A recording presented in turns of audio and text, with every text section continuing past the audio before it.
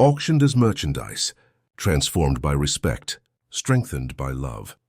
In 1876, a woman was sold for $20 silver in the Central Plaza of Cold Creek, Texas. What began as public humiliation would transform into the most unexpected story of rebirth. When Marcus Sterling attempts to steal the land she now considers home, Sarah no longer bows her head. I am not merchandise, nor property, nor a topic of conversation among men. A single phrase that challenges an entire system. A woman who discovered her worth not in money, but in courage. A lonely cowboy who offered respect when all others offered only contempt. A little girl who united two broken hearts. But when the past returns to collect its price, how far will Sarah go to protect what should never have been hers? The voice of silence. Sometimes a person's true value is only revealed when they are treated as if they have none. The Texas sun bit into skin like hot iron that midday in 1876. Cold Creek, a town that barely deserved to appear on maps, seethed with expectation under clouds of dust that danced like hungry specters. The Central Plaza, surrounded by buildings of wood weathered by time, had become the stage for a cruelty disguised as custom. On an improvised platform, Sarah Mitchell kept her gaze fixed on her own hands, as if in them she could find an escape from her misfortune. At 25, Sarah felt each second like an eternity. Her dress, the only one she kept in good condition, swayed slightly with the hot breeze while William Blake, the auctioneer with a voice rough as old sandpaper, raised his call to the merciless sky. $20 for a woman who knows how to cook, sew, and keep a house. Who will offer more? Look at those delicate hands. They'll be useful on any ranch worth its salt. The masculine laughter pierced her skin like splinters. Sarah pressed her lips until they became a thin line. She had never imagined she would end up like this, auctioned like cattle by her own family, who considered her a burden after her parents' death. Without dowry, without suitors, with no more value than that of arms to work. Her virginity, which should have been virtue, had become a source of mockery among the men who drank cheap whiskey under the saloon's awning. $10. Someone shouted from the back. $7. Another answered amid laughter. $5, and that's my final offer for something so skinny. Each decreasing figure was a new blow. Sarah closed her eyes, trying to remember her mother's voice, who had taught her to maintain dignity, even when everything seemed lost. Value isn't in what others see, but in what you keep inside. She used to tell her while combing her chestnut hair in front of the small mirror inherited from her grandmother. But now, under the sun and lascivious stares, it was difficult to find that value. A solitary tear threatened to escape when a sudden silence took hold of the plaza. Sarah opened her eyes. A tall man with broad shoulders was making his way through the crowd, his face partially hidden under the shadow of his hat. What caught everyone's attention wasn't his imposing figure, but the small bundle he carried against his chest, a baby wrapped in a worn blanket that emitted soft coos. $20 in silver, he said with a deep but clear voice.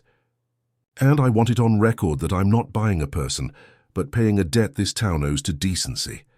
Daniel Crawford was not a man of many words. The visible scars on his hands told stories his mouth preferred to keep silent, and the shadow that inhabited his eyes revealed losses that time had failed to soften. When he climbed onto the platform, the creaking of wood under his boots seemed the only sound for miles around. "Miss," he said, removing his hat in a gesture of respect that seemed out of place in that scene of humiliation. "My name is Daniel Crawford. I have a ranch about 10 miles east. It's not much, but there's shelter, food, and honest work." The little one in his arms babbled, stretching a chubby little hand towards Sarah as if recognizing her.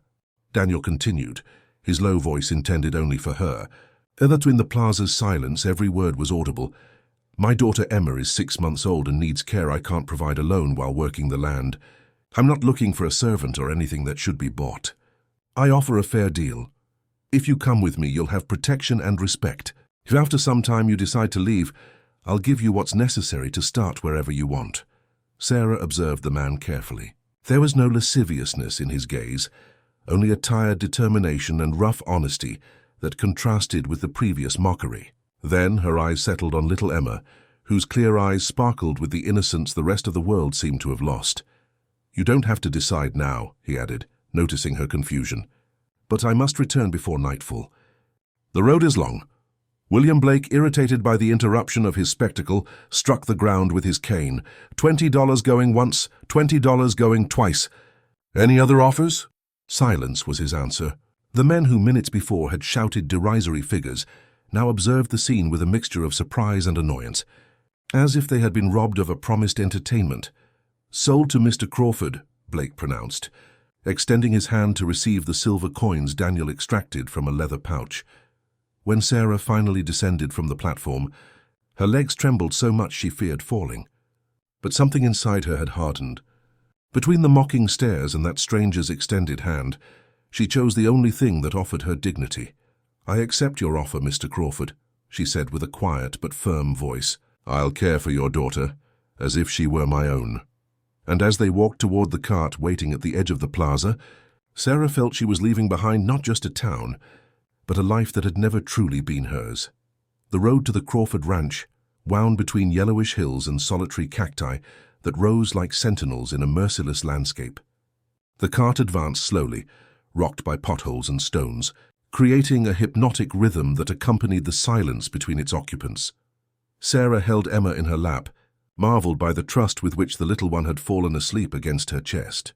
Her fingers, uncertain at first, soon found comfort in the golden curls of the girl, so similar to those of the man who drove in silence.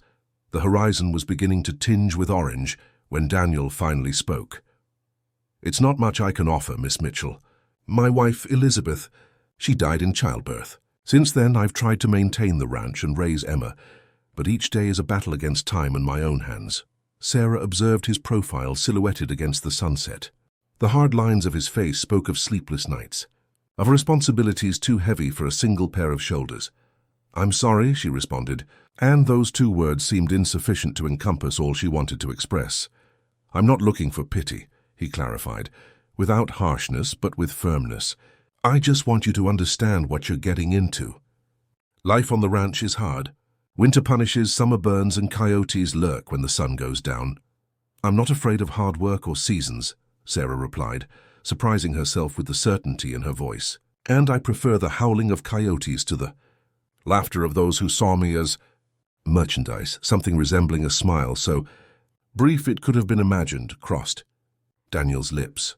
When they finally glimpsed the ranch, the sun had already set. A modest wooden house stood out against the purple sky, flanked by a small stable and a corral where some horses rested. It wasn't the palace some young ladies dreamed of in their matrimonial fantasies, but for Sarah, who had spent the last year sleeping on the floor of someone else's kitchen, it seemed like a kingdom. Daniel stopped the cart in front of the house and descended to help her down. His hand, calloused but surprisingly gentle, held hers for just an instant. "Welcome to what remains of the Crawfords," he said simply. That night, as Sarah settled Emma in a handcrafted crib carved with evident love, she understood she had crossed an invisible frontier. She was no longer the young woman discarded by her family, the worthless burden no one wanted. Now she was someone expected, needed, and though she still didn't know what that would mean for her future, for the first time in a long time, she allowed herself to feel something like hope. The first days at the Crawford Ranch passed in a silent dance of adaptation. Sarah discovered unspoken routines, sacred spaces, silences that had to be respected. Daniel left at dawn to work in the fields, and returned when the sun began to descend, bringing with him the smell of earth, sweat and distance. The house, though small, kept secrets that Sarah gradually discovered. In a corner of the living room, on a hand-polished oak table, rested a photograph, a young woman with a serene face and eyes that seemed to look beyond the glass that protected her. Elizabeth, Sarah supposed, feeling a strange connection with that unknown woman who had left behind so much love and so much absence. It was during the cleaning of a small trunk that she found the music box, a delicate object made of carved wood with floral motifs that seemed out of place in that functional house. Vincent. Hence she lifted the lid. A sweet and melancholic melody flooded the room, so unexpected that Sarah almost dropped it. It was hers. Daniel's voice startled her. She hadn't heard him enter, absorbed as she was in the music. She turned, embarrassed for having touched something so personal. "I'm sorry, I didn't mean to." "There's nothing to apologize for," he interrupted, approaching to take the box. His fingers caressed the wood with a tenderness Sarah hadn't seen before. Elizabeth brought it with her when we married. She said every house needs something beautiful, something to remind you there's more than work and survival. Emma, who slept in her crib near the fire, stirred upon hearing the music.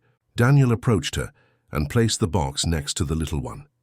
The effect was immediate. The girl smiled in her dreams as if recognizing a long-forgotten lullaby. "See?" he murmured, his voice barely audible over the melody. "She remembers. Some things remain in the blood, in the soul." That night, while preparing a simple dinner with the available provisions, Sarah reflected on Daniel's words. She herself had no such memories, cherished objects that connected her past with her present. Everything that had been hers had been left behind, sold or discarded by relatives who considered her a burden. The only thing she kept was a small handkerchief embroidered by her mother, hidden among the folds of her dress like a secret talisman. When Daniel entered for dinner, he found himself staring fixedly at the set table, as if he couldn't believe what he saw. A clean cloth, though mended, plates arranged carefully, a lit candle that cast dancing shadows on the wooden walls. "You didn't have to trouble yourself," he said, evidently uncomfortable with such attention. "It's no trouble," Sarah replied simply. "Every house needs something beautiful." It was barely an instant, but Sarah thought she saw a flash in Daniel's eyes, something that momentarily broke through the armor of his solitude. There were no words of thanks, only an almost imperceptible nod. But when they sat down to eat, the silence between them no longer weighed so heavily. The spring storms arrived with fury, turning the roads into rivers of mud, and the sky into a battlefield between black clouds and furious lightning. For 3 days, rain pounded the roof of the house with the insistence of an unwelcome visitor, forcing Daniel to remain inside longer than he was accustomed. This forced proximity created a new rhythm in the house. Sarah, who had naturally assumed Emma's care, discovered another side of Daniel. She saw him carve small wooden animals for his daughter, repair roof leaks with infinite patience, read softly from a worn book by the fire. It was during one of those nights, with the wind howling like a tormented soul, when the barrier between them began to crack. "May I ask you something, Mr. Crawford?" Sarah ventured while mending a shirt by the light of the oil lamp. He looked up from the knife with which he was carving a tiny horse. "I think after almost a month living under the same roof, you could call me Daniel." Sarah nodded, feeling a slight blush rise to her cheeks. "Daniel, then." "I was wondering, why what?" he asked, though his gaze suggested he understood the question perfectly. "Why me? Why offer $20 for someone you didn't know? Why bring me here, when you could have hired anyone else with more experience?" Daniel set down the knife and the half-carved figure on the table. For a long moment, only the crackling of the fire and the drumming of rain could be heard. "I saw how they looked at you," he said finally. "As if you were nothing, as if you were nobody." He paused, his eyes fixed on the flames. "Elizabeth and I arrived in Cold Creek 7 years ago. We were outsiders, without family, without connections. People looked at us the same way. They decided our worth before knowing us." Sarah held her breath, fearing that any movement might break that moment of confession. "When I saw you on that platform, with your head held high despite everything, I remembered Elizabeth, not in appearance but in spirit, and I thought Emma deserved to grow up seeing that kind of strength." The words hung suspended between them, dense as smoke. Sarah felt something loosening inside her, a knot that had been there so long she no longer remembered how it felt to live without it. "My mother died when I was 16, she said, surprising herself by sharing something so intimate. "My father 2 years later. My uncles took me in, but never stopped reminding me I was a burden. Another mouth to feed with no dowry to compensate for the expense." Her fingers moved mechanically over the stitching, as if the act of mending gave her the necessary strength to continue. "The day they decided to sell me, my aunt said I should be grateful to them, that at least they were trying to find me a place in the world instead of throwing me out on the street." The bitter laugh that escaped her lips sounded strange even to herself. Gratitude, as if selling a human being were some kind of favor. Daniel observed her with an intensity that should have made her uncomfortable, but that strangely comforted her. There was no pity in his gaze, only a silent recognition of shared pain. No one deserves to be treated like property. Sarah, not you, not me, not anyone. That night, while the storm continued unleashing its fury over the ranch, something changed between them. It wasn't a grand gesture or a grandiose declaration. It was the simple act of seeing each other mutually, of recognizing themselves as survivors of different shipwrecks stranded on the same shore. May brought with it an ephemeral green that transformed the surrounding hills. Small wildflowers dotted the reddish earth like fallen stars, and the dawns seemed cleaner, as if spring had washed the world during the night. Sarah had found her place on the Crawford ranch. Her hands, once soft and inexperienced, now showed small calluses of which she felt strangely proud. She had learned to milk the old cow that provided fresh milk for Emma, to maintain the garden that Elizabeth had started years ago, to recognize the night sounds that had initially terrified her. But the deepest change was invisible. She no longer lowered her head when speaking, no longer shrank when Daniel entered a room. Her voice, once barely a whisper, now had the clarity of one who knows she deserves to be heard. Daniel had also changed. The hard lines of his face were still there, like scars from an inner battle that continued to be fought, but now he smiled occasionally, especially when he watched Sarah with Emma, teaching her the names of things, singing lullabies she invented on the spot, creating a world of words and caresses for the little one who looked more like her mother each day. It was during a particularly hot afternoon when the ranch received its first visit. A lone rider approached along the main road, raising clouds of dust in his wake. Sarah, who was hanging laundry in the back patio, heard the galloping and felt her heart race with an old and familiar fear. Daniel appeared from the stable, wiping his hands on an old rag. With a silent gesture, he indicated she should go into the house where Emma was taking her nap. Sarah obeyed but stayed by the window, watching. The visitor was Marcus Sterling, owner of the store in Cold Creek, and one of those who had shouted humiliating offers during the auction. Seeing him there on his glossy horse with his city suit and false smile made Sarah's stomach contract. She couldn't hear what they were saying, but the body language of both men spoke volumes. Sterling gesticulated with excessive confidence, pointing toward the house on several occasions. Daniel remained motionless, his arms crossed over his chest like a wall. When Sterling finally left, his expression was very different. The smile had disappeared, replaced by a grimace of annoyance. Daniel stood in the road until the rider disappeared on the horizon, like a guardian making sure the threat had completely receded. Upon entering the house, his expression was somber. What did he want? Sarah asked, unable to contain her uneasiness. Daniel removed his hat and hung it on the peg by the door, an everyday gesture that contrasted with the tension in his shoulders. To snoop, to check if the purchase had been worth it.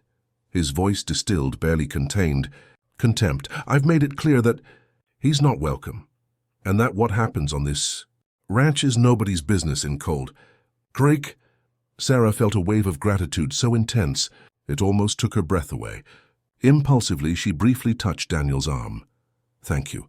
It was barely a touch, an instant of contact, but both remained very still, as if they had inadvertently crossed an invisible frontier. Daniel's eyes, usually reserved, met hers with a new intensity. Emma's crying from the bedroom broke the moment. Sarah withdrew her hand and stepped back, suddenly conscious of the intimacy that had arisen between them. I should go see what she needs, she murmured, moving away toward the room. That night, while feeding Emma with a bowl of porridge, Sarah reflected on what had happened. It hadn't been just gratitude that had impelled her to touch Daniel. It had been something more primitive, deeper, the need to connect, to confirm that there was an us facing the outside world, and the most surprising thing hadn't been the gesture itself, but how she had felt afterward. Not ashamed, not fearful, but right, as if her hand had finally found a place where it belonged. June brought Emma's first birthday. There was no party or guests, only a small cake that Sarah baked with the scarce available ingredients, and a crown of wildflowers she placed on the golden curls of the girl. Emma, who was already taking her first wobbly steps, clapped with delight at the small celebration, unconscious of the deeper meaning that date had for her father. Daniel had spent the morning at the improvised cemetery on the hill behind the ranch, where a simple cross marked the place where Elizabeth rested.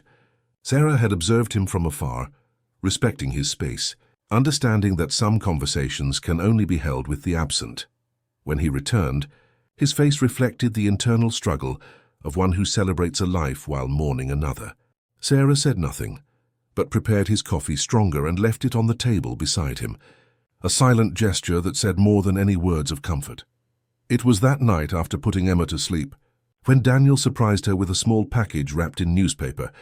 "I wanted to give you something," he said with that rough shyness so characteristic of him. "For everything you've done for Emma. For us." Sarah took the package with trembling hands. No one had given her a gift since her mother's death, and the sensation was as strange as it was moving. Upon unwrapping it, she found a silver brooch worked into the shape of a rose, small but of exquisite craftsmanship. "It was Elizabeth's," Daniel explained at her questioning look. "She wore it on our wedding day. I think she would have liked for you to have it now." Sarah ran her fingers over the polished surface, feeling the weight of what that gift meant. It wasn't just a precious object. It was a connection, a recognition, a way of saying, "You belong here." "I can't accept it," she whispered, though her fingers refused to release the brooch. "It's too valuable, too personal." "Please," he insisted. "I'm no longer the man I was when I married Elizabeth, and Emma deserves to grow up in a home where the past isn't a prison, but a foundation." Their gazes met in the space illuminated by the oil lamp. There was a silent plea in Daniel's eyes, a desire to be understood beyond words. "Thank you," Sarah finally said, pinning the brooch to the collar of her dress. "I'll care for it as the treasure it is." That night, while preparing for sleep in the small room she now shared with Emma, Sarah looked at her reflection in the cracked mirror hanging on the wall. The brooch gleamed against the worn fabric of her dress, incongruous and perfectly appropriate at the same time. For the first time in years, she allowed herself to see not as others had defined her, burden, merchandise, object, but as what she was beginning to feel she was, a woman building her own destiny, word by word, gesture by gesture. On the other side of the thin wall separating the rooms, Daniel lay awake, confronting emotions he believed dead and buried. The act of giving Elizabeth's brooch had been more significant than he had anticipated. It wasn't just a gift. It was permission. Permission to remember without drowning in loss. Permission to feel something new without betraying the old. And while the moon ascended over the silent ranch, two lonely souls contemplated, each in their own space, the possibility of a future neither had dared to imagine. July's heat seemed to melt the horizon, turning the landscape into an undulating mirage. Drought threatened the crops, and the small stream that supplied the ranch had dwindled to a thread of water that barely satisfied the most basic needs. Daniel spent long hours digging, searching for underground waters that could feed a new well. He returned at nightfall, exhausted and frustrated, with hands full of blisters that Sarah cured in silence, applying herb ointments she had learned to prepare, following the notes Elizabeth had left in an old notebook. It was during one of those moments, with his hands between hers while she cleaned a particularly deep wound, when Sarah gathered the courage to share an idea that had been maturing in her mind. "My father built a rainwater collection system when I was a child," she said, concentrating on the task to avoid the intensity of his gaze. "He used barrels connected with gutters from the roof. It didn't save the crops, but it maintained the garden and the animals." Daniel observed her with curiosity. It was the first time she had spoken of her previous life in such detail, and more surprising still, that she offered a practical solution to a problem he considered exclusively his. "Do you think it would work here?" he asked, and in his voice there was no condescension but genuine interest. "It could be tried," Sarah replied, gaining confidence. "We have the materials. I saw old barrels by the stable, and enough wood to build the gutters." The next day, under a merciless sun, they began working together on the system. Emma watched them from a blanket in the shade, playing with the wooden figures her father carved for her. Sarah, with her hair tied under a kerchief and sleeves rolled up, gave instructions that Daniel followed without question, recognizing in her a knowledge he didn't possess. It was hard work that took them 3 days, interrupted by daily tasks and Emma's care. But when they finally connected the last barrel and secured the last gutter, they shared a look of complicity that contained something new, shared pride, mutual satisfaction, the special intimacy of those who have created something together. "Now we just need it to rain," Daniel commented, wiping his sweaty forehead. As if the sky had heard his words, that same night, the first storm clouds appeared on the horizon. It began as a distant rumor, a soft drumming that grew until it became a downpour that lashed the roof and windows as if wanting to enter. Sarah, Daniel and Emma remained on the porch, protected from the water but close enough to feel its freshness on their skin. They watched in wonder as the system worked perfectly. Water ran through the gutters and filled the barrels one after another, storing liquid life for the dry days to come. "You were right," Daniel said, and those two words contained much more than simple confirmation. Sarah smiled, rocking Emma in her arms. The girl extended her little hands toward the curtain of water, fascinated by the spectacle. "My father said water has memory," she commented, her voice barely audible over the rain's patter. "That it remembers all the places it has passed through and all the forms it has taken. That's why," he said, "we are partly memory because we're made of water." Daniel looked at her with an expression Sarah couldn't interpret. There was wonder there, and perhaps something deeper that neither was prepared to name. "It's beautiful," he said simply. They remained like that, in shared silence, watching the rain bless the parched earth and fill their reserves. And in that perfect moment, with Emma between them and the promise of better days falling from the sky, Sarah felt that perhaps she too was beginning to remember something fundamental, how it felt to have a home. August arrived with suffocating heat that turned afternoons into exercises in patience. Life on the ranch followed its course. The crops, saved thanks to the water collection system, promised a modest harvest. Emma grew day by day, her words increasing along with her curiosity. And between Sarah and Daniel, something indefinable but tangible continued weaving itself in shared spaces, in furtive glances, in complicit silences. It was during one of those scorching afternoons when the letter arrived. Mail was scarce in that remote part, and the presence of the mounted messenger caused enough surprise for both to come out to the porch. The letter, addressed to Daniel, bore the county's official seal. As he read it, his expression hardened until it became an impenetrable mask. "I have to go to Cold Creek," he announced after a long silence. "Tomorrow. Has something bad happened?" Sarah asked, worried by the evident tension in his voice. "Legal matters. About the ranch's property." His words came out as if forced. "It seems someone has questioned the validity of my titles." Sarah immediately understood the gravity of the situation. Without legitimate titles, they could lose everything: the land, the house, the future they had begun to build together. "I'll go with you," she offered without thinking twice. Daniel shook his head, his gaze fixed on some distant point. "It's not necessary. And I'd prefer you didn't have to return to that town. For me or for you?" The question escaped her lips before she could contain it. "For both of us," he admitted after a pause. "There are people there who don't wish us well." Sarah took his hand, a gesture that now felt natural between them. "That's precisely why you shouldn't go alone." The determination in her voice must have surprised him, because he looked at her as if seeing her truly for the first time. "Besides," she added with a slight smile, "someone has to make sure you don't do something reckless if things get complicated." That night, after putting Emma to bed, they sat on the porch as they had done dozens of times before. But something had changed. The unspoken words weighed between them like storm clouds charged with electricity. "If we lose the ranch," Daniel began, his voice hoarse in the darkness.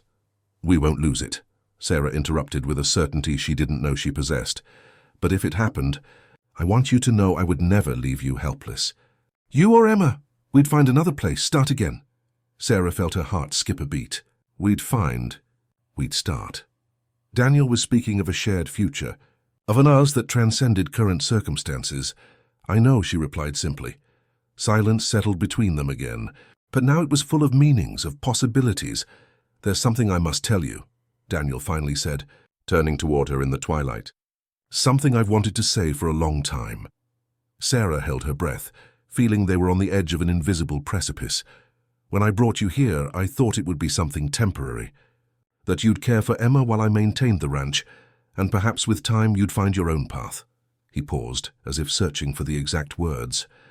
"But now—" His voice broke slightly. "Now I can't imagine this place without you. Without your strength, without your kindness, without the way you've turned these walls into a home again." Sarah felt tears gathering in her eyes, but she refused to let them fall. Not from shame, but because she wanted to see this moment clearly, to engrave it in her memory with crystalline precision. "I don't know what tomorrow holds for us, Sarah, but I know I want to face it with you by my side, not as someone I brought out of necessity, but as someone I choose by will." The words hung suspended between them, as real as the stars above their heads. Sarah extended her hand until she found his, intertwining their fingers in a gesture that said everything she couldn't yet express in words. And so, on the eve of a journey that could change everything, two wounded souls finally recognized what they already knew, that sometimes home isn't a place, but a person. The road to Cold Creek seemed different this time. Sarah traveled it not as a woman without options, but as someone who had chosen her place in the world. Emma dozed in her arms, oblivious to the tension that grew as they approached the town that represented humiliation for one and possible ruin for the other. Daniel drove the cart with a stony expression, his tense jaw the only visible sign of his unease. From time to time his eyes drifted toward Sarah and Emma, as if seeking in them the strength to face whatever came. Cold Creek appeared before them the same as before, dusty, small, apparently insignificant. But for Sarah, each building, each corner contained ghosts she thought she had exorcised. Passing in front of the central plaza, she couldn't help but look at the place where the platform had been. Now there was only trampled earth, without physical trace of what had occurred. But memory persisted like an invisible scar. They stopped in front of the sheriff's office, an austere two-story building that also housed the local courthouse. Daniel descended first and extended his hand to help her down with Emma. "We can wait at the store if you prefer," he offered, noticing her tension. Sarah refused firmly. "We're in this together." The building's interior smelled of old paper, tobacco, and polished wood. Sheriff Theodore Monroe, a middle-aged man with a thick mustache and small, shrewd eyes, received them with a mixture of surprise and something that seemed almost amusement. "Crawford," he greeted, extending a hand that Daniel shook briefly. His eyes settled on Sarah and Emma. "I see the family has grown." Daniel didn't correct the insinuation, and Sarah felt a strange warmth in her cheeks. "I received your summons," he said, going straight to the point. "About my property titles." "Ah, yes." Monroe extracted a yellowed folder from a drawer. "We have a formal claim filed by Mr. Marcus Sterling. He alleges that part of your ranch's terrain is included in properties he bought last year." "That's impossible," Daniel responded with a controlled but firm voice.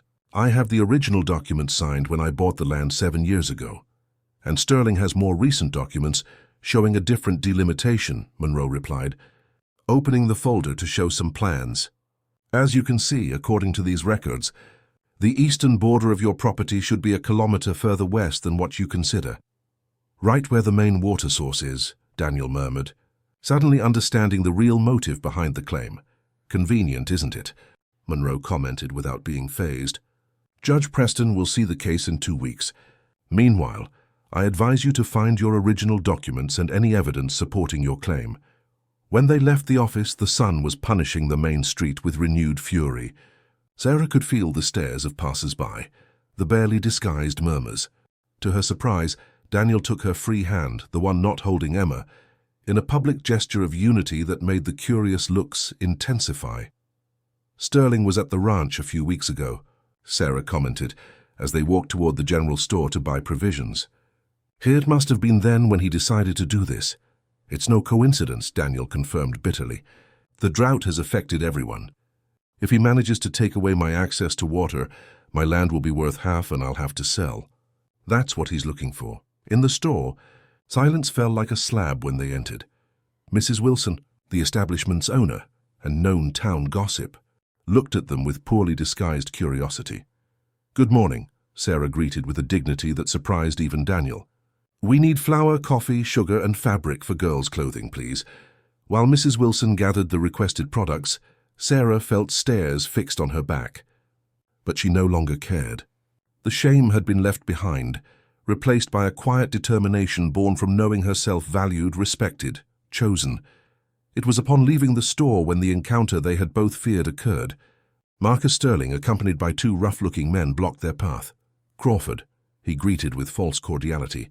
"And Miss Mitchell. How domestic you look." Daniel stepped forward, instinctively placing himself between Sterling and Sarah. "Step aside, Sterling. We have nothing to talk about outside the courthouse." Sterling smiled, a cold smile that didn't reach his calculating eyes. "I just wanted to see how the merchandise was doing," he said, looking blatantly at Sarah. $20 seems an excessive price now that I see her up close. Perhaps you should consider recovering your investment." Before Daniel could react, Sarah stepped forward. "Mr. Sterling," she said with a clear and firm voice, "I would appreciate it if you addressed me directly, if you have something to say.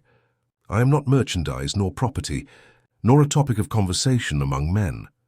The bewilderment on Sterling's face was momentary, but satisfying. "And regarding your attempt to steal Mr. Crawford's land," she continued, holding Emma more firmly, "I suggest you reconsider. We have the original documents and witnesses who will confirm the real boundaries. You won't win this case, only the contempt of those who still retain some decency." An astonished silence followed her words. Daniel looked at her with a mixture of amazement and admiration that made her heart race. Sterling, recovering from surprise, let out a forced laugh. "Well, Crawford, it seems you bought more than you expected. A pity all that spirit can't save your ranch." With those words, he walked away, followed by his companions, leaving them in the middle of the street with the entire town's eyes upon them. "We should go," Daniel murmured, though his eyes said something very different, before he decides it's a good time to cause more trouble. During the return journey, with the sun setting behind them, neither mentioned the incident. But something had changed. Sarah's words on Cold Creek's main street had been more than an act of defense. They had been a declaration of courage, of independence, and perhaps, though neither said it yet, of love. The following days passed in a state of constant alert.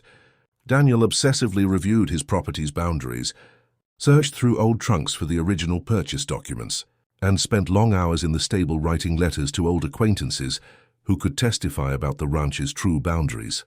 Sarah, meanwhile, focused on keeping the routine as normal as possible for Emma. The girl, oblivious to adult concerns, flourished a little more each day.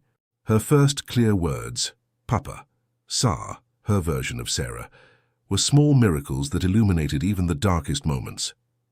One morning, while Sarah hung freshly washed clothes, she heard a horse's gallop approaching.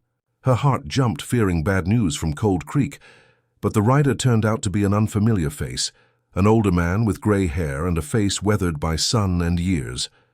"Good morning, ma'am," he greeted, dismounting with the agility of one who had spent his life on horseback. "I'm looking for Daniel Crawford." "He's checking the south fence," she replied cautiously. "May I ask who's looking for him?" "Benjamin Hayes," the man introduced himself, removing his hat in a gesture of respect. "I was a neighbor of the Crawfords when they lived closer to the border. I received his letter 3 days ago and rode with Uwe." To rest, relief flooded Sarah. Daniel had told her about Hayes, an old friend of his father's, and the man who had sold them part of the land that Sterling now claimed as his. "Please, come in," she invited, leading the visitor toward the house. "Daniel will return for lunch. Meanwhile, you must be thirsty after your journey." Benjamin Hayes turned out to be a comforting presence. While drinking the coffee Sarah served him, he told stories of Daniel and Elizabeth's early days in the region, of how they had worked tirelessly to turn a piece of wild land into a home. "I always knew that boy had more courage than common sense," he commented with rough affection. When everyone said this land was good for nothing but coyotes and snakes, he saw possibilities. Emma, fascinated by the visitor, approached to examine his white beard with childish curiosity. To Sarah's surprise, Hayes lifted her naturally, seating her on his knee as if he were her own grandfather. "She has Elizabeth's eyes," he observed with a soft voice. "But your smile, if I'm not mistaken." Sarah didn't correct the assumption, feeling an unexpected warmth in her chest at the idea that someone could see something of herself in Emma. When Daniel finally returned, the scene he found left him momentarily speechless. Hayes, the man who had taught him almost everything he knew about ranching, holding his daughter while Sarah set the table for lunch, like a family reunited after long absence. "Ben," he finally said, advancing with determined step to shake the old man's hand. "I didn't expect to see you so soon. Bad news travels fast, boy," Hayes replied, standing with Emma still in his arms. "And when it comes to justice, old folks like me don't have time to waste." Lunch was the liveliest they'd had in weeks. Hayes brought not only his testimony about the property's true boundaries, but also additional documents. The original contract with his signature and his lawyers, maps drawn by the county surveyor 15 years earlier, and even letters from the previous sheriff confirming the transaction.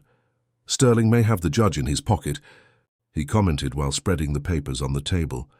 But not even Preston can ignore such clear evidence, especially when it comes backed by the former mayor's testimony. Douglas? Daniel asked with surprise.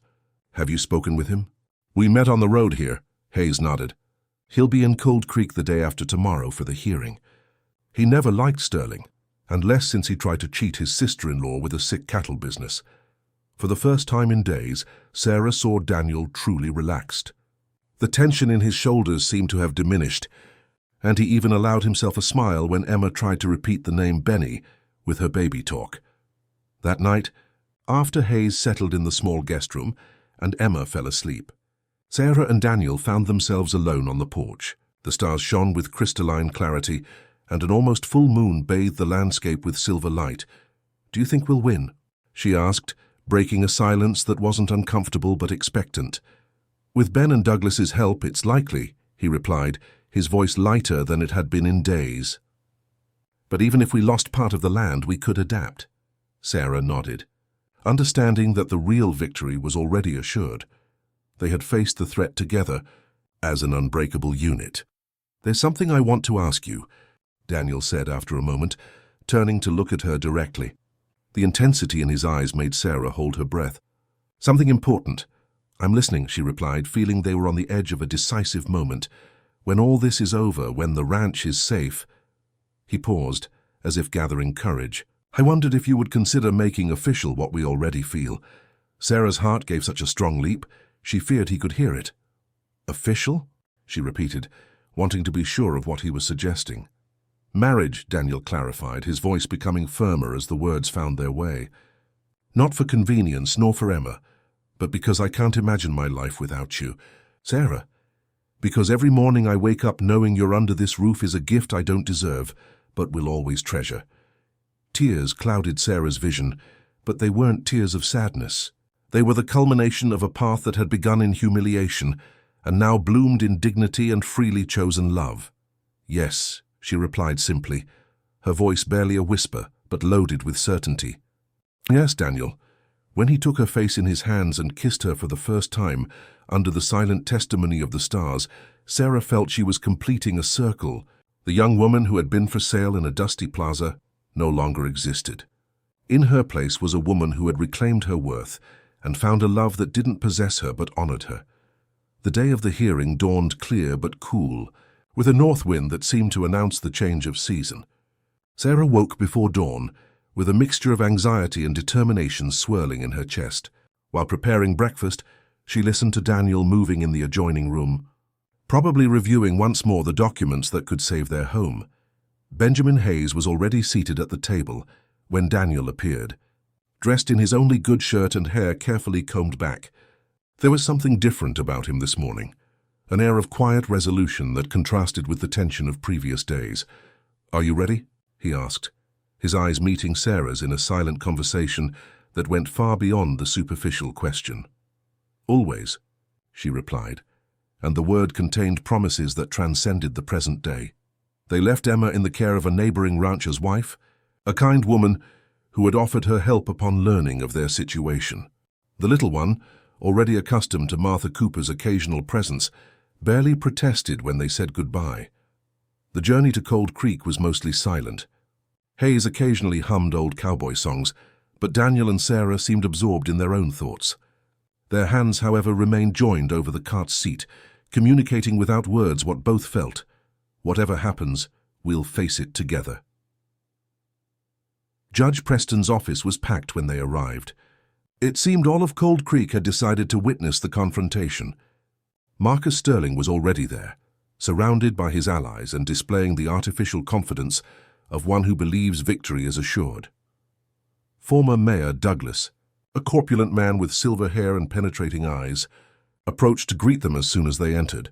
Daniel, he said, shaking his hand firmly, your father would be proud to see you defend what's yours with law and not with a revolver, as was done in his time. The hearing began with tedious formalities. Judge Preston, a thin man with an impassive face who hid his preferences behind a mask of impartiality, first heard Sterling's arguments. His lawyer, a city man in an impeccable suit, presented recent documents that redrew the boundaries of several properties in the area, supposedly based on new official measurements. When Daniel's turn came, Sarah felt she was holding her breath. He stood up, his tall and straight figure contrasting with the elaborate posture of Sterling's lawyer. "Your Honor," he began with a clear voice, "I'm not a man of many words or complicated arguments. I'm a rancher who works the land he bought legally, with the sweat of his brow and the determination to create a home." He then presented the original documents, explaining with simplicity but precision how each paper supported his rights to the disputed land. "And I'm not alone in my testimony," he added, pointing to Hayes and Douglas.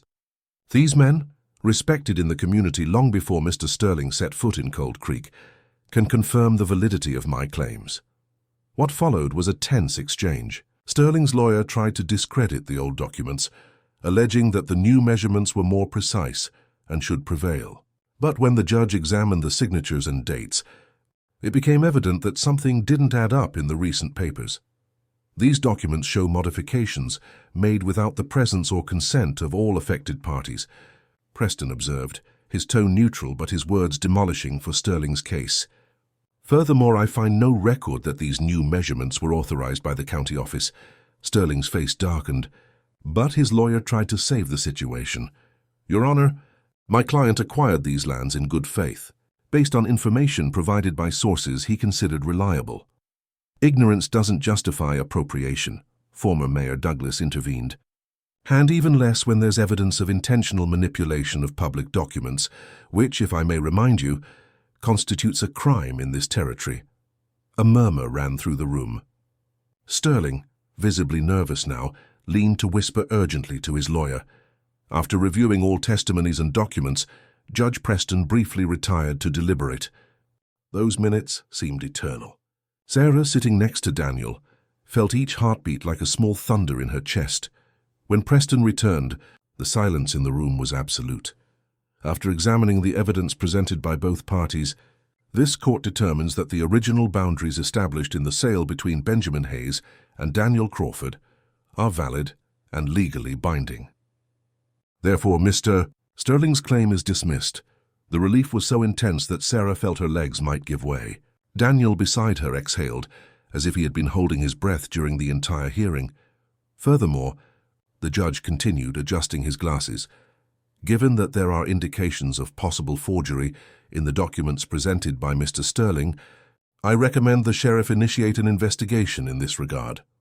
Sterling's expression was a mixture of fury and humiliation when he abruptly stood and left the room, followed by his lawyer, who tried in vain to calm him. Outside, under the mid-morning sun, Sarah, Daniel, Hayes, and Douglas quietly celebrated the victory. Some townspeople, those who had never approved of Sterling's tactics, approached to congratulate them.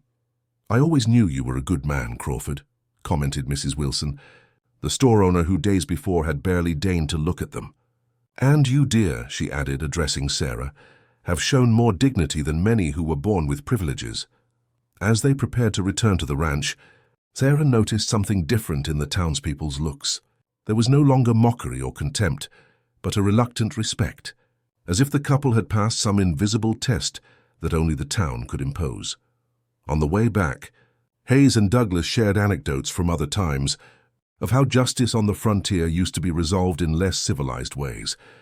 But Sarah barely listened. Her mind was already at the ranch with Emma, with the future that now stretched before them like a blank canvas waiting to be painted. "We did it," Daniel murmured only for her ears. "We did it," she confirmed, squeezing his hand. And in those two simple words was contained an entire story, of loss and finding, of humiliation and dignity, of solitude and companionship. A story that was just beginning to be written under the endless Texas sky. Autumn arrived gently, painting the hills with ochre and golden tones. Days shortened, and nights brought a freshness that announced the change of season. At the Crawford Ranch, life had found a new rhythm after the victory in court. Hayes had stayed for a while, helping Daniel reinforce the fences and prepare the ranch for winter. His presence had been an unexpected gift, not only for his practical help, but for the stories he shared with Emma, the recipes he taught Sarah, the wisdom accumulated in decades of frontier life. "I never had children of my own," he confessed one afternoon while carving a small wooden horse for Emma. Elizabeth was the closest thing to a daughter I had. Seeing her happy with Daniel gave me peace in my old days. Sarah, who was sewing by the fire, looked up. What was she like? She asked softly. It was a topic she had always avoided with Daniel, fearing to open barely healed wounds. Hayes smiled, his eyes losing themselves in distant memories, tenacious like few. Gentle but with an inner strength that surprised. When she decided something, not even the fiercest storms made her change her mind. He looked at Sarah with affection. She would have been glad to know her little one has a mother like you. The words touched something deep in Sarah. Until that moment, she had never allowed herself to think of herself as Emma's mother, though in practice she was. It was as if she had maintained an invisible line between herself and that role, out of respect for Elizabeth's memory. That night, after putting Emma to bed, who now insisted she tell her at least 2 stories before sleeping, Sarah found Daniel on the porch. The marriage proposal still hung between them, a promise not yet materialized, but as real as the stars above their heads. "Ben will leave tomorrow," he commented when she sat beside him. "We'll miss him," Sarah replied. "Especially Emma. She's gotten used to his stories." Daniel nodded, his eyes fixed on the darkened horizon. "He's offered me a wedding gift," he said after a moment. "His old land by the stream. He says he's too old to work it and prefers to see it in the hands of a young family that can make it flourish." Sarah held her breath. That land, though small, was known for its fertility and constant access to fresh water. "It's too generous," she murmured. "It's his way of blessing what we're building," Daniel replied, taking her hand in his. "And speaking of building, I've been thinking about the house. What about it? It's small. Adequate for 2, barely sufficient for 3. But if we're going to be an official family, if we're going to grow—" He left the sentence hanging, its implications as clear as crystal. Sarah's heart skipped a beat. They had never spoken openly about having more children, about expanding the family beyond the 3 of them. "Are you suggesting—" "I'm suggesting we start building," he confirmed, a slow smile spreading across his usually serious face. "1 more room at least, maybe 2. A wider porch where we can sit on summer nights. A place worthy of the future we want." The idea was so tangible, so full of promises, that Sarah felt tears of happiness forming in her eyes. "I like how that sounds," she whispered. The following weeks brought the constant sound of hammers and saws. Daniel, with occasional help from neighbors who now looked at them with new respect, began the house's expansion. Sarah learned to mix mortar, to hold planks while he cut them, to make decisions about spaces and windows. Emma watched fascinated, collecting wood chips as if they were precious treasures. It was during those construction days when Sarah made a decision. One afternoon, while Daniel was on the roof placing new shingles, she dusted off Elizabeth's notebook, the one where she had found recipes for ointments and home remedies. With reverential care, she added her own notes, the songs that made Emma sleep, the way she liked her hair combed, the small habits and preferences she had discovered in the girl, "So she'll always know who her mother was," she wrote on the first new page, "and so she'll also know she was loved by 2 women who never met, but shared the same heart." The notebook became her secret project. Each night she added something, reflections, memories, hopes for the future. It wasn't just a record for Emma. It was a bridge between Elizabeth and herself, a way to honor what had been and celebrate what would be. One particularly cold November morning, Sarah woke with a strange sensation in her stomach. A sudden dizziness forced her to sit on the bed, waiting for it to pass. It wasn't the first time in recent weeks, but she had attributed the morning nausea to the smell of fresh paint and constant sawing. This time, however, a suspicion began forming in her mind. She mentally counted the days, the weeks. She remembered the nights shared with Daniel after his proposal, moments of intimacy that had sealed with actions what their words had already promised. With trembling hands, she dressed and went out to the back patio, needing fresh air to clear her thoughts. Dawn was barely breaking, tinting the sky with pale roses and lavenders. The house's expansion was almost finished. The new rooms already had walls and roof. Only interior details remained. 1 more room. Maybe 2. Daniel's words resonated in her memory with new significance. Daniel found her there, contemplating the house, as if seeing it for the first time. "Are you all right?" he asked, noticing her thoughtful expression. Sarah turned toward him, a smile slowly forming on her lips. "I think," she said with a soft but firm voice, "we're going to need those 2 rooms after all." Understanding took a moment to arrive, but when it did, it transformed Daniel's face. Surprise gave way to such pure, complete joy that it seemed to illuminate his entire being. "Are you sure?" he asked, his voice barely an astonished whisper. Sarah nodded, instinctively carrying a hand to her belly. "Not completely, but—" "Yes, I think so." Daniel enveloped her in his arms, lifting her from the ground in an embrace that contained all the future they were building together. Brick by brick, day by day, promise by promise. And while the sun rose over the Crawford Ranch, bathing the expanding house with golden light, Sarah understood she had found not just a place in the world, but her purpose in it, not as someone else's possession, but as an architect of her own destiny. The spring of 1878 dawned with fulfilled promises. The Crawford Ranch, once a lonely corner in the Texas vastness, now overflowed with life and future plans. The expanded house stood proudly under April's sun, its new windows shining like satisfied eyes contemplating the changes around them. In the small cemetery on the hill, where Elizabeth rested under a wooden cross, wildflowers planted by Sarah now grew. It wasn't a somber place, but a space of memory and gratitude, where Emma, with her almost 3 years, left small treasures, colored stones, feathers found in her explorations, for a mother she knew through stories and the music box that now played in her room every night. Sarah moved with the special cadence of one who carries life within. Her belly, prominent under the dress she had sewn herself, announced the imminent arrival of the new family member. Daniel had insisted she reduce her tasks, but she maintained her adapted routine, finding dignity and purpose in shared work. The marriage had been celebrated in February, a simple ceremony in Cold Creek's small church. To both their surprise, the town had attended en masse, not out of morbidity, but from a genuine desire to witness the union of 2 people who had defied local expectations and prejudices.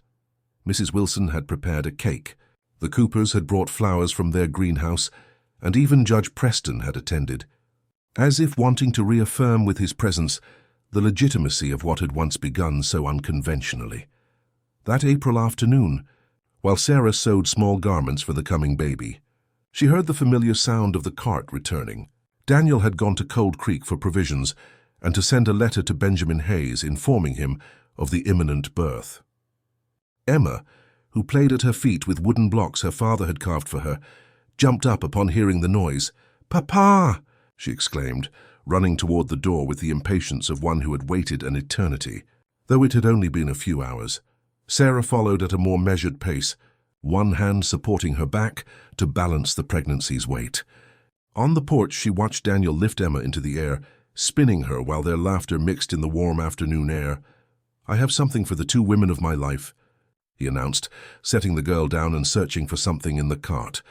He extracted a package wrapped in brown paper and tied with cord. By its shape and size, Sarah knew immediately it was a book, a rare luxury in those lands, where the practical prevailed over the cultural. "It's for you," he said, handing it to her with a smile that still, after all this time, made her heart race. "So you can write our story." When Sarah undid the wrapping, she found a leather-bound diary, its blank pages waiting to be filled. The cover had 3 intertwined roses engraved, 1 large and 2 small. "So Emma knows her story," Daniel explained, stroking his daughter's hair as she observed the book with childish fascination. "And so this little one," he added, placing a gentle hand on Sarah's belly. "Knows where they come from." Tears appeared in Sarah's eyes, but they were tears of such deep joy it almost hurt. "It's perfect," she whispered. That night, after Emma fell asleep, lulled by the music box's melody, Sarah and Daniel sat on the expanded porch. The stars seemed especially bright, as if the entire sky was celebrating with them the fullness of their present. "Do you remember the first time I saw you?" Daniel asked, his voice soft in the night stillness. "You were on that platform with your head held high despite everything." Sarah nodded. That day, which had once been the greatest humiliation of her life, now seemed the first day of an inevitable path to where they were. "I thought you were the bravest woman I had ever seen," he continued. "And every day since then you've confirmed it." "It wasn't courage," she confessed, leaning against his shoulder. "It was desperation.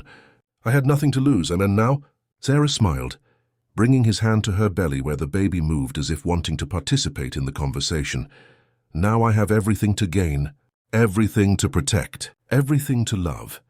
They remained like that in shared silence, while the night advanced and constellations slowly turned over the Crawford ranch. In that stillness, in that moment suspended between what they had been and what they would be, Sarah understood the true nature of home.